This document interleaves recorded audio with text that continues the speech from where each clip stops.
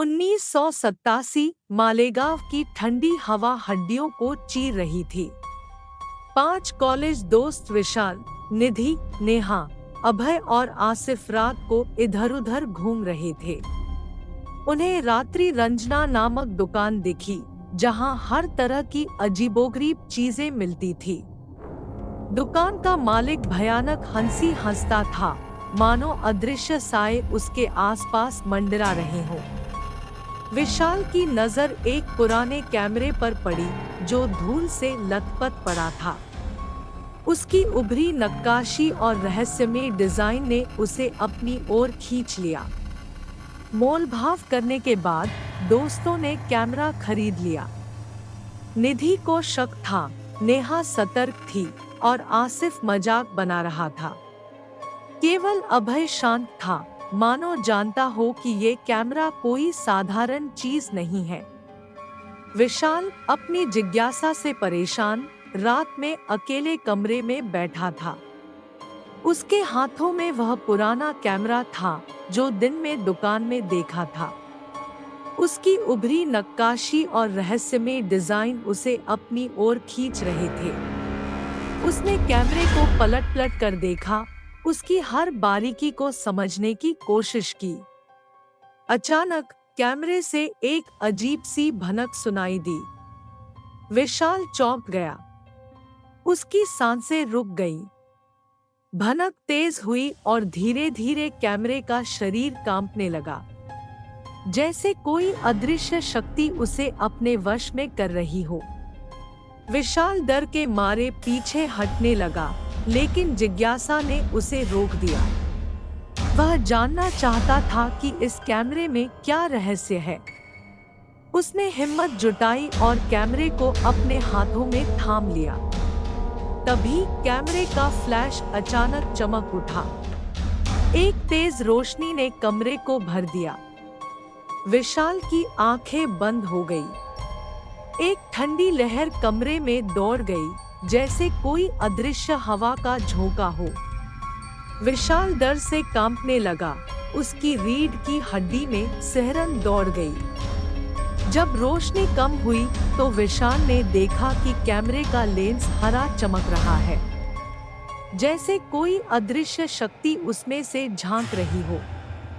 विशाल डर से कांप रहा था, लेकिन उसकी जिज्ञासा अभी भी मर नहीं थी।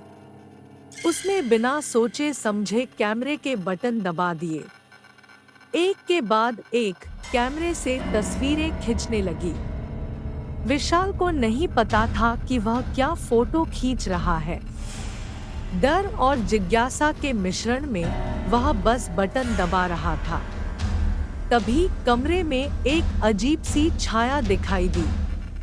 एक काला, धुंधला आकार विशाल के सामने खड़ा हो गया। विशाल चीखने लगा, लेकिन उसकी आवाज गले में ही अटक गई। आकृति धीरे-धीरे विशाल की ओर बढ़ने लगी। विशाल डर के मारे पीछे हटता गया, लेकिन आकृति उसके पीछे-पीछे आती रही। सुबह की किरणें खिड़की से टकराईं, कमरे में धीमी रोशनी भर गई। निधि धीरे-धीरे उठी, नींद से भरी आंखों को मसलते हुए। कमरे में सन्नाटा था। वह दरवाजे की तरफ बढ़ी। जैसे ही उसने दरवाजा खोला, एक भयानक दृश्य ने उसकी आंखों को चौंका दिया। विशाल जमीन पर पड़ा था, खून से लथपथ। उसके चेहरे पर डर का भाव जमा हुआ था, जैसे उसने अपनी आखिरी सांसें लेते हुए किसी भयानक चीज को देखा हो। निधि चीख पड़ी, डर का साया पूरे घर में मंडराने लगा। उसने घबराकर कमरे में इधर-उधर देखा। विशाल के बगल में कैमरा पड़ा था, लेकिन तस्वीरें गायब थी। निधि के मन में सवालों का तूफान उठ रहा था। क्या हुआ था? विशाल की मौत कैसे हुई? तस्वीरें कहाँ गायब हो गई? उसने धीरे से विशाल के पास जाकर उसे छुआ। उसका शरीर ठंडा था, उसकी आंखें खुली थी और उनमें डर का भाव जमा हुआ था। निधि डर से कांप रही थी। उसे लगा जैसे कोई उसे देख रहा हो। उसने घबराकर इधर-उधर देखा, लेकिन कमरे में कोई नहीं था। तभी उसे कैमरे की याद आई। उसने उसे उठाया और तस्वीरें ढूंढने लगी, लेकिन तस्वीरें गायब थी। निधि हताश हो गई। उसे समझ नहीं आ रहा था कि क्या हुआ था।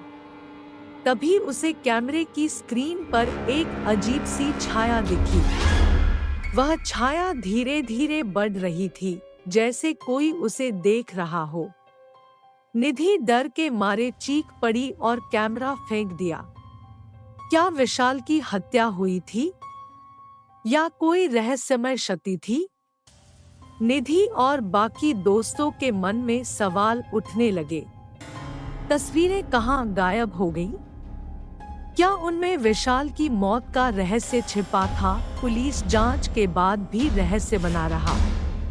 अभय ने सोचा शायद ये हादसा था और उसने कैमरा ले लिया। अगले दिन वह भी उसी तरह मारा मिला। तस्वीरें गायब थी। निधि को यकीन हो गया कि कैमरा भूतिया है। नेहा का मानना था कोई मानव हत्यारा है, लेकिन आसिफ नहीं मानता था। निधि को तस्वीरों के गायब होने का शक हुआ।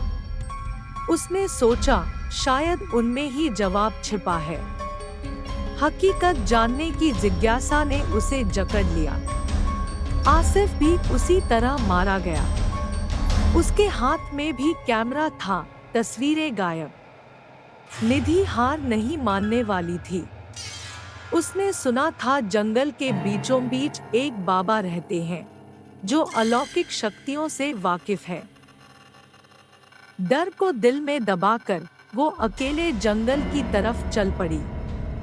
रास्ते में अजीब आवाजें और भयानक नज़ारे उसे झकझोरते रहे। आखिरकार उसने गहरे जंगल में बाबा को ध्यान में लीन पाया। उनके काले बाल और लंबी दाढ़ी, उनकी चमकती आंखें निधि को डराती भी थी और आकर्षित भी करती थी। बाबा ने निधि की कहानी सुनी और गुस्से से आग बबूला हो गए। वो बोले, यह कोई साधारण कैमरा नहीं है।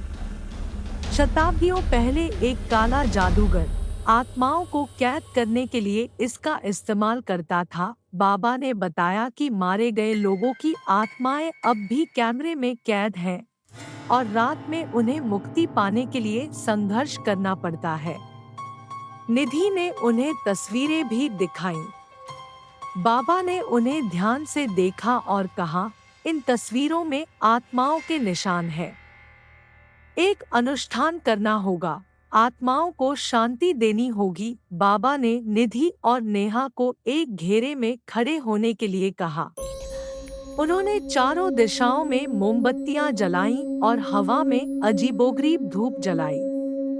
धुएं ने कमरे को भर दिया, जिससे डर और रहस्य का माहौल बन गया। बाबा ने एक पुराने ग्रंथ से मंत्रों का उच्चारण करना शुरू किया। उनकी आवाज धीमी और गहरी थी, जैसे किसी दूसरी दुनिया से आ रही हो। अचानक कमरे का तापमान गिर गया।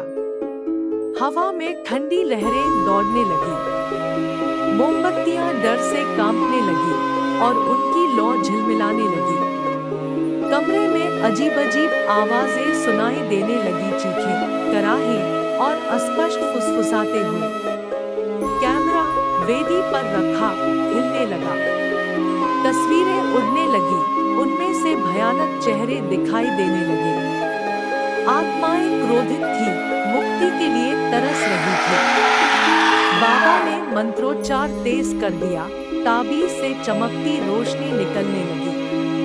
आत्माएं रोशनी से दूर भागने लगी, गुफा में चीखें गूंजने लगी।